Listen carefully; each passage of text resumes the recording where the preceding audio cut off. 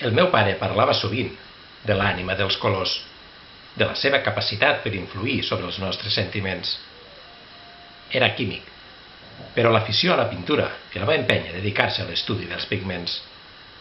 I podia convertir termes tan escèptics com l'atzurita, silicat d'alumini o sofre en històries fascinants, com el viatge de Marco Polo a les pedreres de Lapislàtzuli de Badakhshan, a la capçalera del riu Amu Darya, o en contes màgics com la llegenda de la sang de drac transformada en zinabri. De tant sentir-les, vespre rere vespre, durant setmanes, estirats al llit de la meva habitació en penombra, encara recordo les paraules de Marco Polo. A la terra hi ha vetes de pedres amb què es fabrica aquest blau, i muntanyes amb mines de plata, coure i plom, i la planúria és molt freda. Altres nits, gràcies a la destresa narrativa del pare, no em costava gens imaginar-me la pacient espera del drac, enfilat a un arbre, per saltar sobre el seu etern enemic.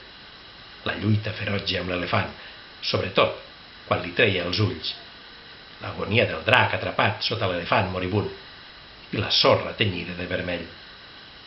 Suposo que pinto per retrobar la meva infantesa.